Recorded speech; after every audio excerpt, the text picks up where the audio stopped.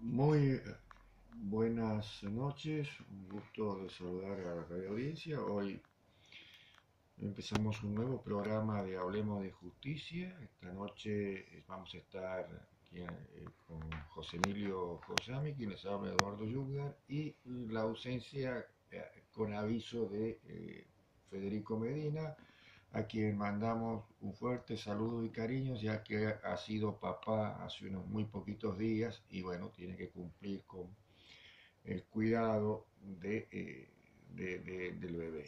A él y a la madre, A ¿no? ella, la madre, cariño, Ah, obviamente, a la familia Medina, en este caso, ¿no? exactamente. Bien, hoy José Emilio ¿Qué- empezamos un programa en vísperas de un nuevo aniversario de nuestra autonomía federal. Una fecha que a veces los quehaceres pasa sin tener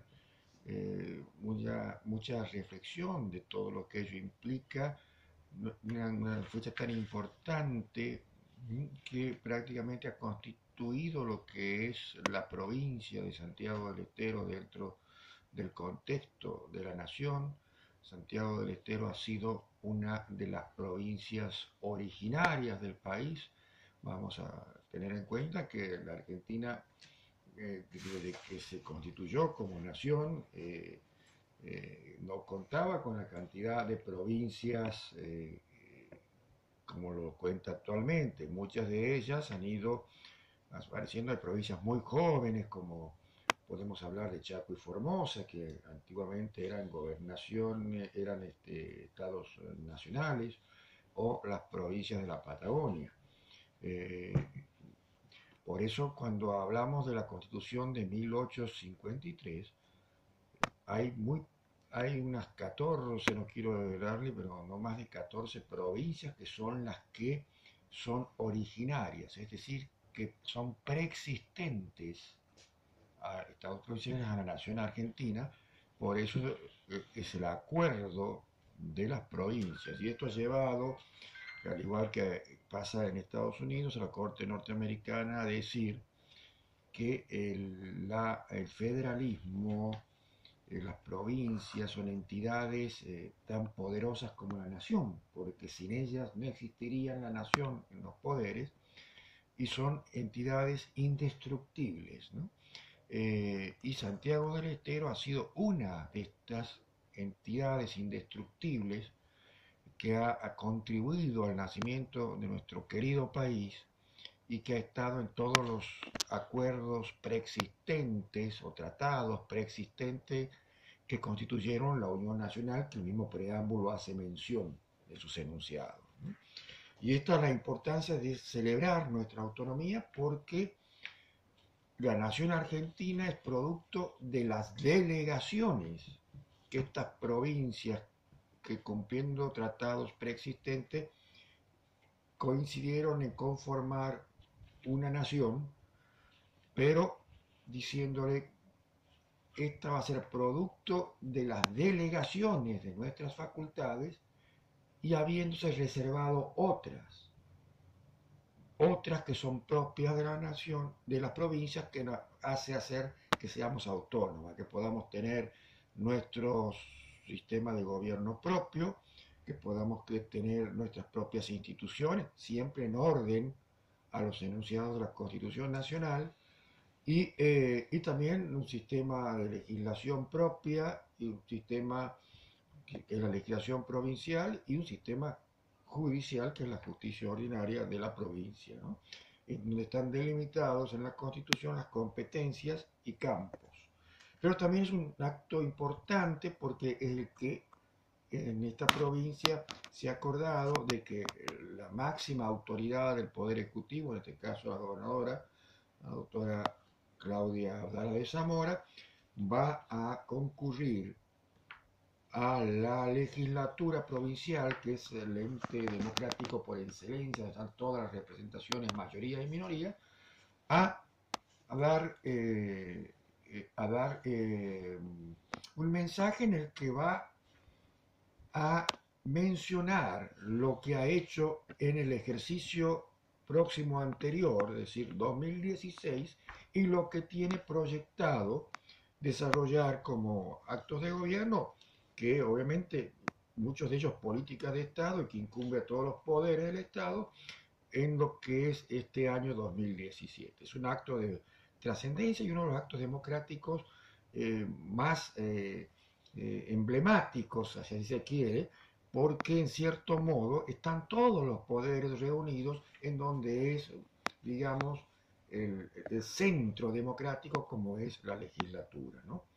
Está la representación del pueblo de la provincia de Santiago del Estero. Y hablando de ello, también mañana, pero por la tarde, va a haber una importante conferencia en el Fórum de la provincia aproximadamente a las 18 horas, que va a estar el disertante invitado, va a ser el doctor Raúl Eugenio Zaffaroni, un hombre muy respetado en toda Latinoamérica y el mundo por sus importantes investigaciones y doctrinas, tanto en derecho criminalística como en derecho penal. Ha ocupado las más altas esferas de la justicia nacional y hoy actualmente como la Corte Suprema de Justicia de la Nación, y que respetando la cláusula constitucional de la edad de 75 años, que tuvo sus vaivenes en decisiones de la Corte, caso Fay, después caso Gifrin reciente, no hizo ningún tipo de cuestionamiento y antes de cumplir esa edad renunció a la Corte Suprema y actualmente ha sido por la Asamblea de la Organización de Estados Americanos ungido como uno de los integrantes de la Corte Interamericana de Derechos Humanos, con toda la importancia que ello tiene para la garantía de los individuos frente al Estado. Así que vamos a ver si intentamos la comunicación para que nos haga un adelanto de lo que va a ser su conferencia de mañana en el fórum y también preguntarle algunas cuestiones de cómo está la relación, ese diálogo interjurisdiccional que se realiza entre nuestro máximo tribunal nacional y la Corte internacional o regional como es, de derechos humanos como es la Corte Interamericana. De sus decisiones cuando la instancia eh, de la OEA, el Tribunal de OEA, decía que el contenido de sus sentencias podía ser la causa de una violación de derechos humanos. Creo que aquí nos están haciendo señas que ya tendríamos la comunicación, así que vamos a pasar a tener el diálogo aquí con tan prestigioso jurista argentino. Sí, nos está escuchando el doctor Zaffaroni. Doctor, ¿cómo le va? Sí, ¿qué tal? ¿Cómo está? Le saluda aquí el doctor José Josami junto al doctor Eduardo Yugdar. Un placer y el agradecimiento de que esté junto a nosotros aquí en Hablemos de Justicia, un programa radial de la Universidad Nacional. Somos dos magistrados, el doctor Yugdar con quien le habla, y lo esperamos, por supuesto, mañana aquí en Santiago del Estero para su disertación en el foro, ¿no? Doctor Zaffaroni, un gusto, doctor. Un gusto también de mi parte saludarlo con todo el respeto porque me ha tocado también andar por distintos foros latinoamericanos y cuando dicen argentino la primera pregunta es, ¿ha sido usted discípulo del maestro Zaffaroni? ¿No? El respeto que realmente en los ámbitos jurídicos despierta el nombre de Raúl Eugenio Zaffaroni es me ha sorprendido, sabiendo también de toda su trascendencia. Doctor, agradeciendo también, como decía el colega, que un poco queremos aprovechar porque tiene usted la rara, la rara situación de haber estado en una máxima instancia de justicia de la nación y hoy integra la máxima justicia de lo que es el sistema interamericano de derechos humanos. Y bueno, actualmente, y he conocido su posición, hay una especie como de una poco complicada diálogo interjurisdiccional entre los dos tribunales, ¿no? Aquí un poco le hablamos a la gente común, no tan intrincada de derecho, pero es interesante saber, porque ellos son los destinatarios de esta protección, cuál es la mirada de un juez de la Corte que ha Bueno, integrado los sí, dos tribunales, ¿no? sí, en realidad sucede algo que es, la Corte Interamericana no es una cuarta instancia, ni nunca pretendió serlo, ¿no? Normalmente ha habido algunos, pero tenemos diálogo con todas las Cortes Supremas, y por regla general, cuando se declara la responsabilidad de un Estado que forma parte del sistema interamericano, y que por otra parte ha reconocido la competencia de la Corte, la competencia plena de la Corte, el tratado, la Convención Americana de Derechos Humanos, impone la obligación al Estado de acatar las sentencias de la Corte Interamericana. Normalmente pueden ser actos que no sean de carácter jurisdiccional, pueden ser actos administrativos, pueden ser, en fin, actos del Poder Legislativo, a veces son sentencias, a veces son actos judiciales. Bueno, en tal caso, sobre todo si son actos judiciales penales, se impone que la Corte Suprema de cada país, el Supremo Tribunal de cada país, decida anular o dejar sin efecto, o hacer cesar los efectos de la sentencia. En el caso que se planteó con la Argentina, esto era verdaderamente innecesario, ¿no? Creo que hubo un error grave, tanto por parte de la Cancillería como por parte de la propia Corte Suprema. Acá se trataba de una sentencia civil, y lo que resuelve la Corte es la necesidad de reparar una sentencia civil, tiene un efecto reparador, de modo que se le hizo pagar al señor Fontevecchia una indemnización, una reparación. Bastaba con que el Estado le devuelva ese dinero y le repara el daño patrimonial a Fontevecchia, y con eso se terminaba el problema. Una sentencia civil no tiene un efecto estigmatizante como puede tener una sentencia penal, no es absolutamente. Pero, sin embargo, curiosamente, la Corte nuestra, primero la Cancillería lo somete a la Corte, en segundo término la Corte, en lugar de decirle, mire, pague y listo, y con eso cumple la sentencia de la Corte Interamericana, se puso a discutir si las sentencias de la Corte Interamericana son obligatorias para el Poder Judicial argentino. Y curiosamente la Corte Suprema nuestra se declaró independiente del Estado argentino.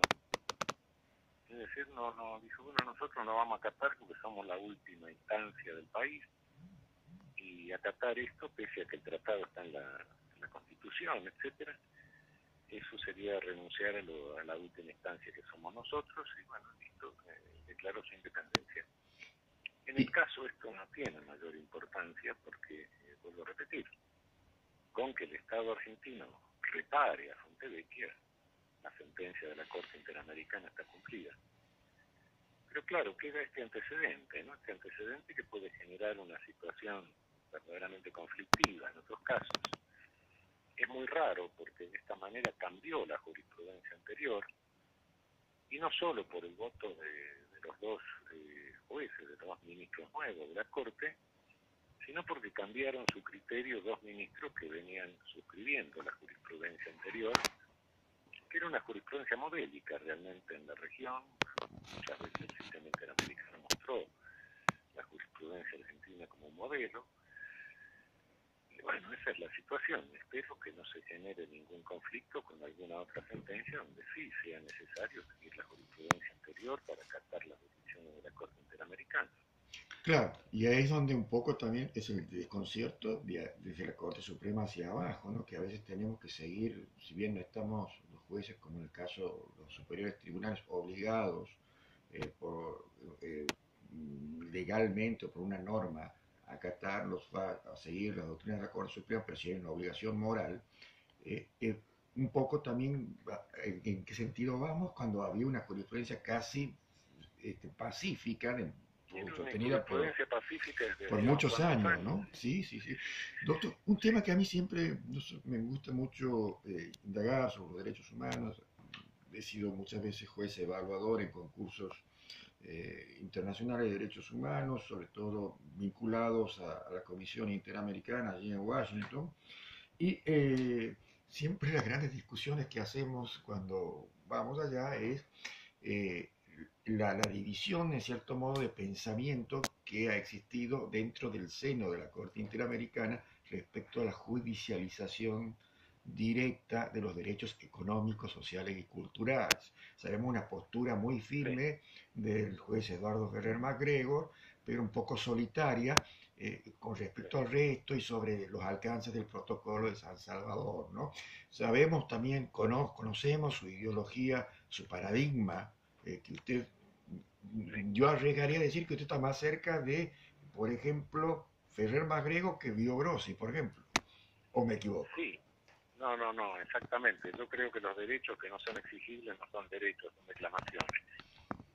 Ajá, perfecto. Esto un poco para que la gente entienda, la Corte Interamericana muchas veces cuando hay reclamos vinculados a cuestiones que hacen a materias económicas como derecho de trabajo, salud, etcétera, cuestiones ambientales, eh, trata de no sacarlo por normas específicas de esa materia, sino que busca que esté dentro de el contexto de otros derechos que se llaman políticos y sociales, que son vinculados a la integridad física, a derechos políticos, etcétera. José Emilio quiere hacer una pregunta. Doctor, ¿cuál va a ser la temática que mañana va a contarnos o va a implementar mañana en el fórum aquí en Santiago del Estero? Bueno, yo creo que hay que generar un poco una inquietud acerca de nuestra situación institucional y de nuestra situación constitucional. Está dando la impresión de que estamos derogando prácticamente la Constitución de a poco. Estamos falseando un poco la Constitución, estamos falseando bastante la Constitución, y en este momento dudo que nosotros tengamos un sistema republicano representativo federal en serio. Me parece que la Constitución tiene dos partes, como todos sabemos, una parte dogmática y una parte operativa o institucional, ¿no? Creo que los defectos de la parte institucional están provocando la derogación progresiva de la parte dogmática. Es decir, estamos viviendo una situación muy particular donde el Poder Ejecutivo reparte la coparticipación federal, con lo cual en nuestro sistema federal queda bastante rengo, porque está en condiciones de extorsionar incluso a los gobernadores. Le envío dinero, no le envío dinero, le envío más dinero, le doy crédito, no le doy crédito, etc. A través de esto estamos viendo que los gobernadores se ven forzados de alguna manera a influir sobre los legisladores de sus respectivas provincias, las materias que el Ejecutivo manda como proyectos. Es decir, a partir de esto está influyendo sobre el Congreso, está presionando sobre el Poder Legislativo mismo. Y también, bueno, maneja de alguna manera, puede presionar sobre el Senado, con lo cual también consigue los acuerdos de lo que se le proponga. Es decir, me parece que ahí hay una cuestión bastante seria. No me olvido que a Hitler no le fue necesario derogar la Constitución de la República de Weimar. La Weimar Grundgesetz quedó vigente formalmente, pero le destruyó la parte operativa, asumió él todos los poderes de la parte operativa, y de esa manera la parte dogmática pasó a virtualmente, de hecho, se derogó. No estamos en una situación extrema de esta naturaleza, por supuesto, pero creo que por defectos de la parte operativa sí, se va perdiendo vigencia la parte dogmática. Por decirlo más claramente, creo que cada vez tenemos menos instancias institucionales en las cuales reclamar nuestros derechos. Doctor, sabemos también que usted es un experto y gran conocedor de todo lo que es la doctrina jurídica alemana y sobre todo la doctrina constitucional. Y usted ha tocado un punto específico y sobre todo mañana, seguramente usted ya lo sabe, aquí estamos festejando un año más de nuestra autonomía provincial. Y un poco tocando lo que hablaba de los temas alemanes, la doctrina que también esbozó el Tribunal Constitucional alemán sobre las reglas de la lealtad federal.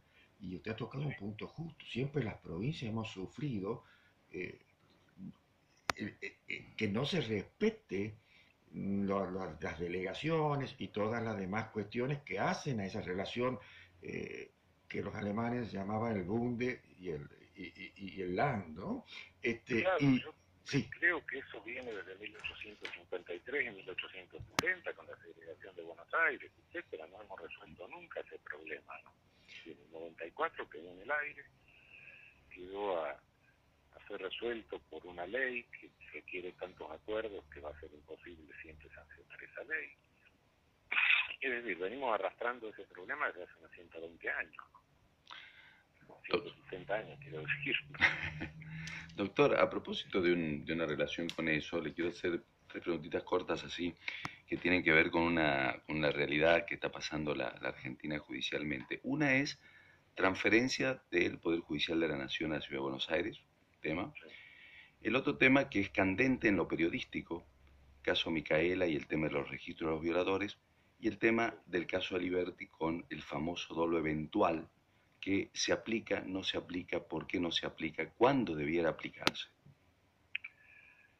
Sí, son tres temas complejos. El primer tema que me mencionaba era el de transferencia.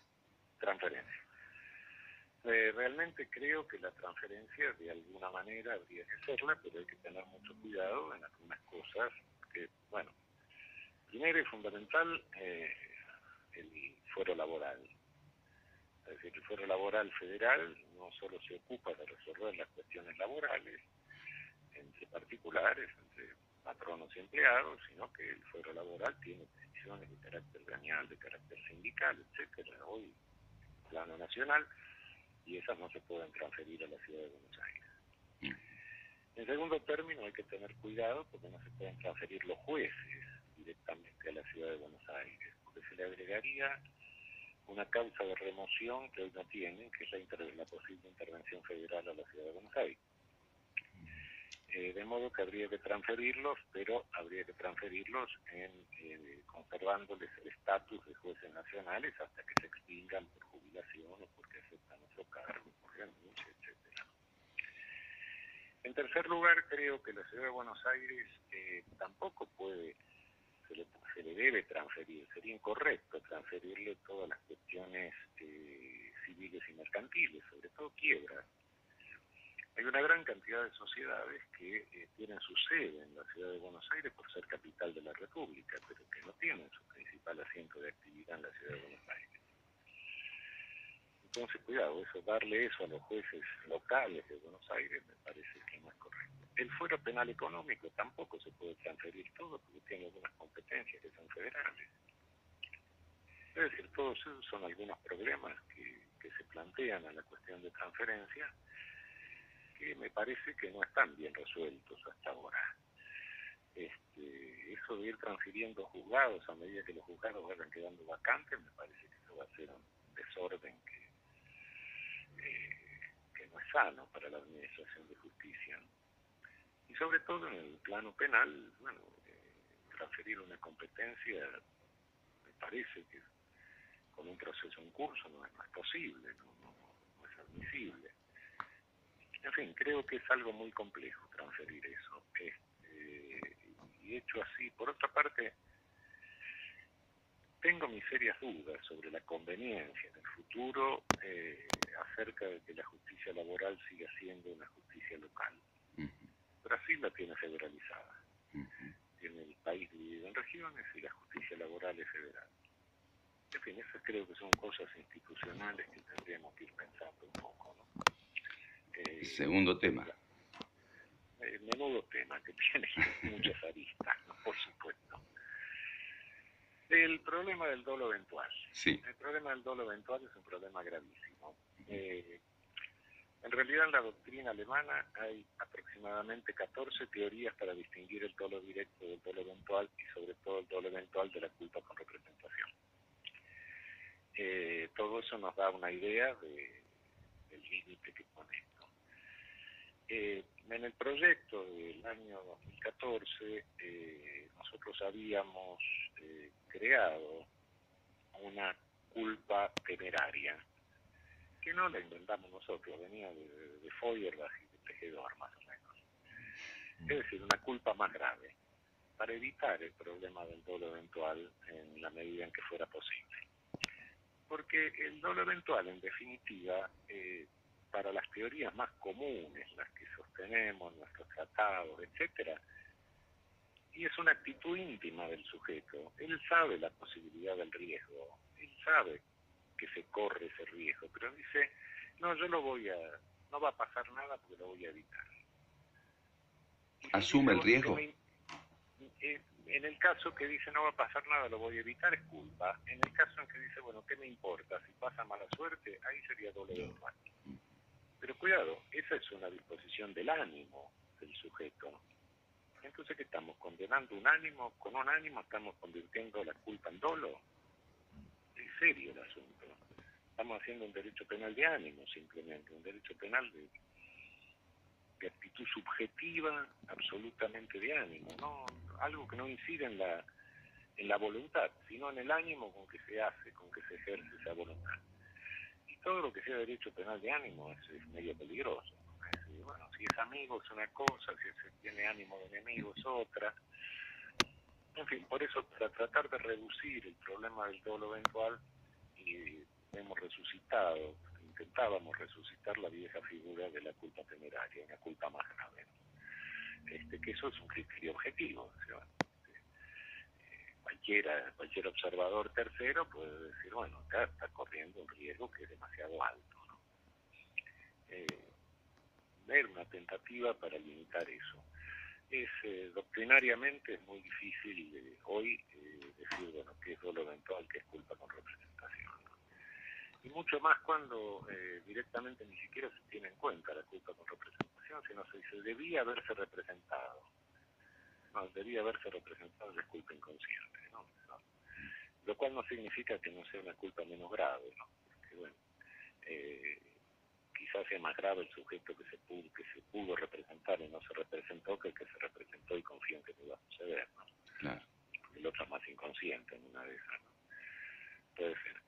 Pero es muy difícil distinguir, es muy difícil poner un límite entre los dos. Por eso decíamos, bueno, en definitiva, en el siglo XIX, Feuerbach y Tejedor pensaron en la culpa temeraria, ¿no? ¿Por qué no volver a la culpa temeraria? Porque los viejos también pensaban bien a veces, sin inventar todas estas cosas que después hicimos doctrinariamente y que ahora no sabemos cómo manejar, ¿no? Ese era el otro criterio.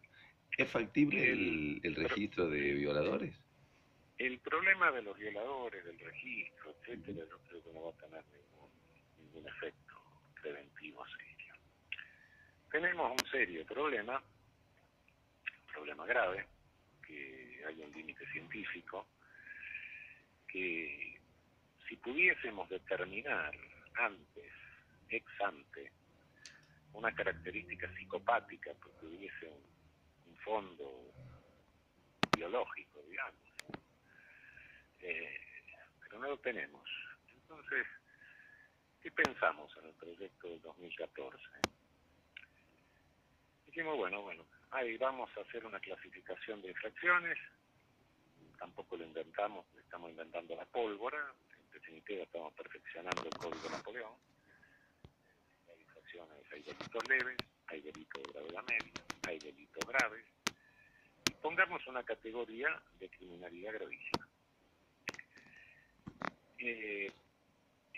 Ustedes saben, como magistrados, como jueces, que en el juicio oral uno ve a veces ciertas características de crueldad particular, ciertas características que realmente dicen, bueno, acá parece que este sujeto tiene algún cable mal puesto. No es inimputable, ¿no? Pero algo raro pasa acá. Y, bueno, el propio tribunal de sentencia que ve eso, que no solo en delitos sexuales, puede ser en otro tipo de delitos, puede ser homicidio con particulares características de crueldad, puede ser en un robo, un sujeto que le pone una pistola en la cabeza a un bebé para amenazar a los padres, esto se pasa.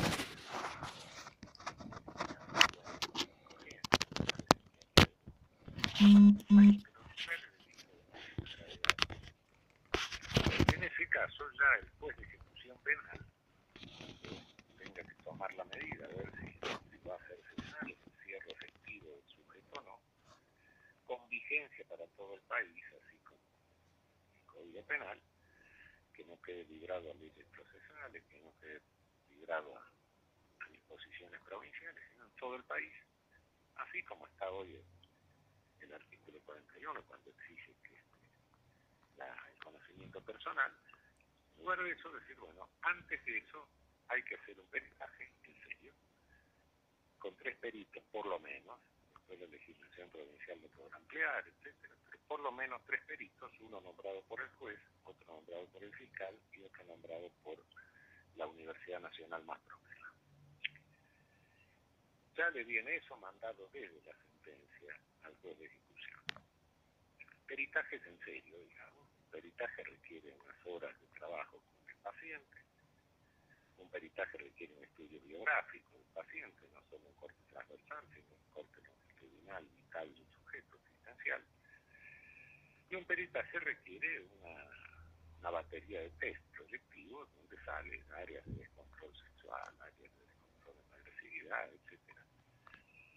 Es decir, es lo científicamente más serio como para poder hacer una prognosis acerca de la conducta futura de una persona, dentro de lo que nuestra ciencia nos da en este momento. Que no tiene nada que ver con el informe del servicio penitenciario, porque el informe del servicio penitenciario a veces tiene conducta regular o tiene conducta mala por tomarse a golpes de puño con un igual o por faltarle el respeto a un celador, lo cual no nos dice absolutamente nada sobre la conducta futura del sujeto. Yo creo que sería muy mal preso en ese sentido. Y después el otro informe, a veces, me ha tocado, en algún caso, un psiquiatra de repente ve 10 minutos al sujeto y se le ocurre inventarle un síndrome.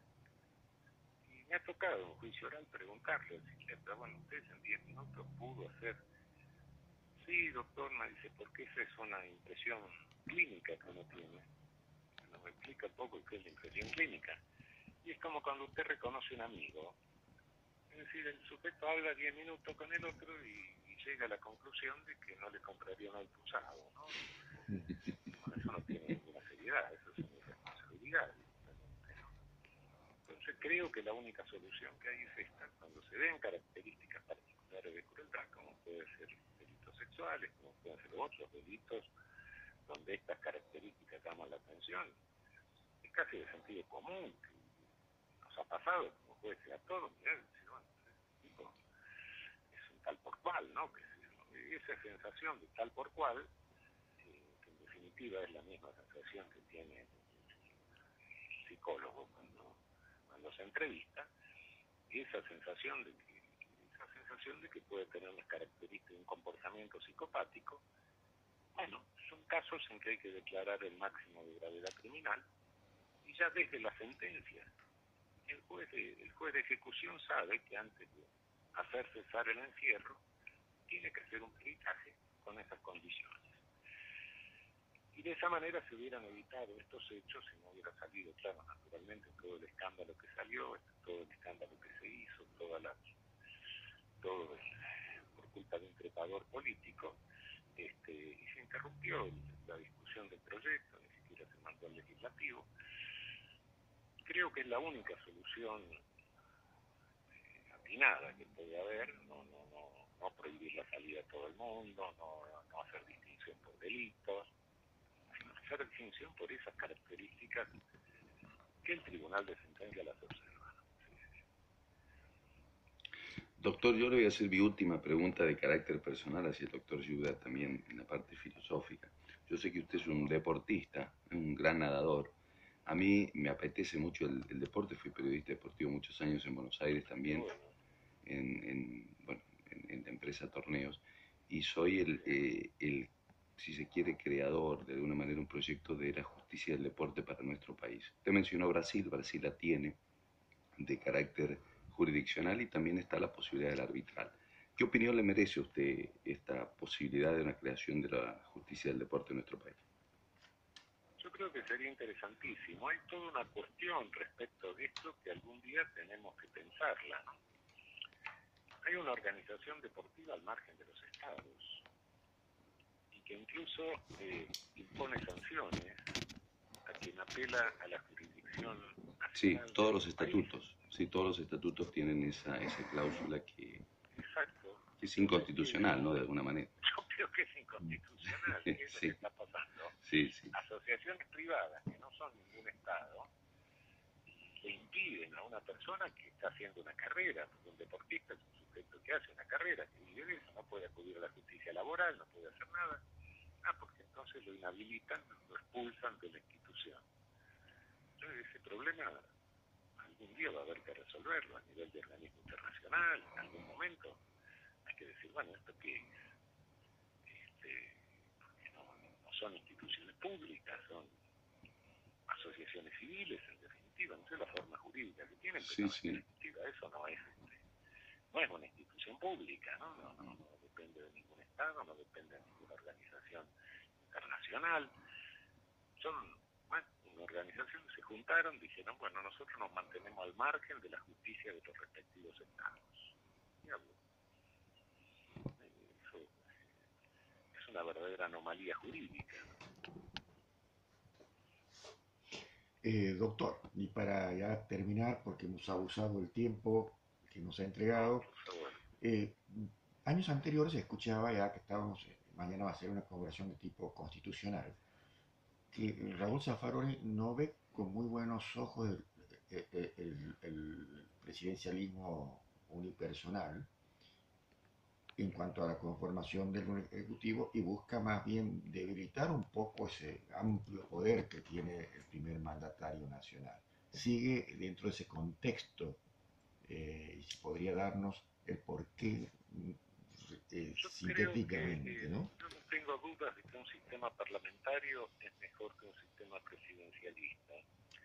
Entre otras cosas, primero porque, bueno, el Poder Ejecutivo continúa mientras tiene mayoría, el día de perder la mayoría se cambia el Poder Ejecutivo sin ningún conflicto. Lo que sucede ahora, y realmente eso sí tengo dudas, es sobre la oportunidad. Si tuviéramos la posibilidad de hacer un cambio constitucional en una situación de normalidad institucional y política, sí, yo creo que podemos ensayar un sistema parlamentario. Pero si la oportunidad es una oportunidad de convulsión política, de problemática política, que tenemos que salir de un pozo, yo no me animaría a decirlo. Porque el establecimiento de un sistema parlamentario va a exigir, en principio, una nueva cultura. Eso implica una necesidad de negociar, un hábito de negociación. Nuestros partidos políticos y nuestros políticos no están muy acostumbrados a negociar en el sano sentido de la palabra, ¿no? En consecuencia, puede ser que al comienzo haya 2 o 3 tumbos.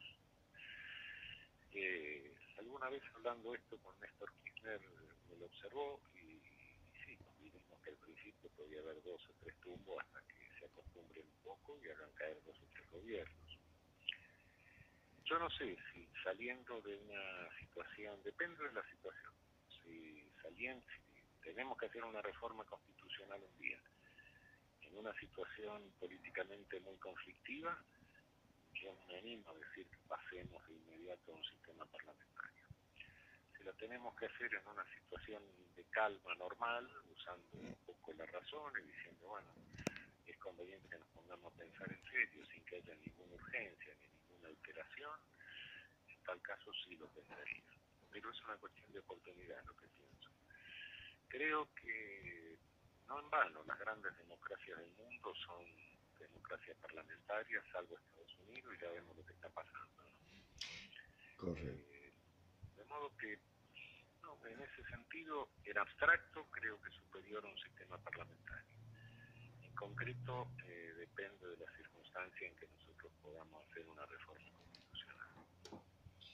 Muy bien. Bueno, doctor, muy agradecido por su predisposición y nos vamos a descansar el día de hoy contentos porque mañana vamos a poder seguir escuchándolo con tu pensamiento tan claro en cuestiones tan complejas que hacen el mundo jurídico y también político institucional. Así que le agradezco a usted y también quiero que haga llegar. Yo le agradezco a ustedes, ha sido un gran gusto. Mi agradecimiento al doctor Guillaume que ha hecho la gestión de poderlos tener aquí. Hasta mañana, que tenga muy buen viaje y bueno, va a ser bienvenido aquí en nuestra provincia. Hasta mañana, doctor, un gusto. Hasta mañana, doctor, lo esperamos mañana. Un abrazo, gracias. Con todo gusto, un abrazo. Ha sido la entrevista que hemos tenido con el ex juez de la Corte Suprema de la República Argentina y actual juez de la Corte Interamericana de Derechos Humanos y reconocidísimo jurisconsulto tanto acá en el país como en fronteras afuera, Raúl Eugenio Zaffaroni, quien mañana va a estar dando una conferencia en el Fórum de Convenciones de la provincia, allí en calle Perú y Alvear, a partir de las 18 horas, así que tenemos los santiagueños una oportunidad única de ir a escuchar sus palabras. Hacemos una breve pausa musical y luego continuamos. Nos queda menos de 9 minutos para que terminemos el programa. Estamos en Hablemos de Justicia, junto a Eduardo Yugdar, quienes habla José Josami, hoy ausente Fede Medina, pero bueno, el próximo miércoles, recuerde, todos los miércoles a las 9 de la noche estamos aquí en la FM de Radio Universidad. Y un tema que hoy justamente hablabas, Eduardo, sobre el tema del sistema jurídico, ¿no? Sí, pero antes quería ver, porque le hicimos preguntas concretas, cómo muchas veces se habla del pensamiento de Raúl Zaffaroni, que no es tal. Sí. Ha sido muy claro Sí. en sus conceptos, en sus cuestiones, y cómo no sé de dónde salen y le hacen decir con toda seguridad que Zaffaroni esto, que Zaffaroni este otro, y hemos visto, y de lo que lo hemos leído realmente Zaffaroni, vemos que no es la forma de pensamiento. Es un hombre muy coherente, muy respetuoso de los derechos tanto de víctimas como las garantías que la Constitución da también a los que están señalados como victimarios. Pero en ningún modo es una persona que llega a los extremos como por ahí le ponen en su boca conceptos que no tiene, ¿no? Y bueno, al menos mañana seguramente también va a poder aclararlos, o sea, allá en la conferencia a quienes acudan a verlo en el foro. Y hoy José Emilio en nuestra clase, José Emilio se refería a nuestra clase que damos todos los miércoles sobre la correcta estructuración de la sentencia, justamente dentro del plano normativo hablábamos cómo juega este diálogo entre el derecho internacional de los derechos humanos y el derecho doméstico, el derecho nacional, ¿no? Cómo a veces se piensa en puja y tampoco es puja, sino es una coordinación, una armonización y una colaboración en sentido de subsidiariedad del derecho internacional para optimizar las garantías constitucionales internas. Y de esto hemos tratado las distintas teorías, los distintos desarrollos que se han ido dando y de qué modo se producen estos diálogos que llega también a los diálogos de los tribunales, como bien lo manifestaba el juez de la Corte Interamericana. Porque cuando falla la Corte Suprema y falla la Corte Interamericana, un caso que ha intervenido la Corte Suprema, en cierto modo hay un diálogo, hay mensajes. O muchas veces la Corte Suprema ha dicho, bueno, estamos de acuerdo en cumplir porque somos parte del Estado argentino obligados y vamos a cumplir la decisión de la Corte Interamericana, pero no me gusta esto. Pero como parte del Estado cumplo. Así era la doctrina antes de la Corte Suprema, que cambió a partir de febrero. Por eso el doctor Zaffaroni nos hablaba, ha generado su propia independencia, incluso del Estado argentino, porque si el Estado argentino quedó obligado, pero yo Corte no. Es cosa que, bueno, cuesta entender dentro de un juicio lógico de razón. Pero todo eso también es un poco el impacto de este fallo que nos lleva a los jueces que estamos bajo la estructura jerárquica recursiva de la Corte Suprema a decir, bueno, en qué sitio de esta ida y venida nos colocamos. Y como bien lo ha manifestado también el doctor Zaffaroni, innecesariamente era como que había unas ganas de decirlo, o se lo dijo por algo que puede venir después, que todos lo pensamos aunque no lo digamos. Exactamente. Y que eso sería nefasto.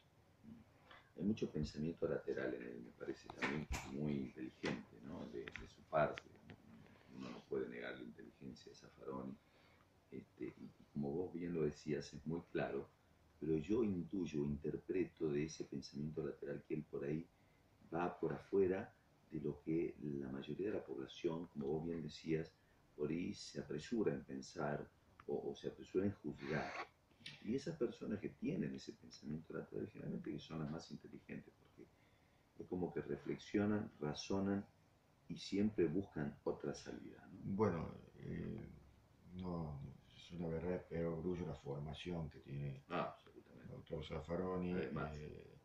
Conoce no solamente cuestiones que hacen el derecho nacional, se conoce a la perfección la doctrina alemana, sobre todo en la materia que más su fuerte, que es el derecho penal. Todos, en cierto modo, directa o indirectamente en derecho penal, hemos sido alumnos de Zaffaroni, hemos aplicado muchas de sus teorías, nada que ver con las teorías que circulan con cierta insidia.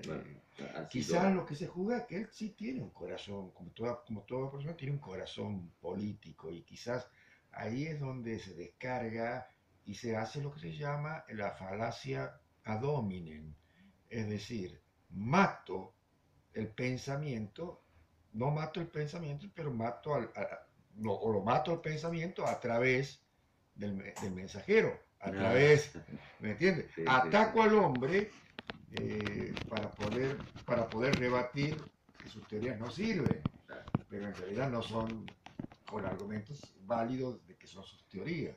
Esa es una...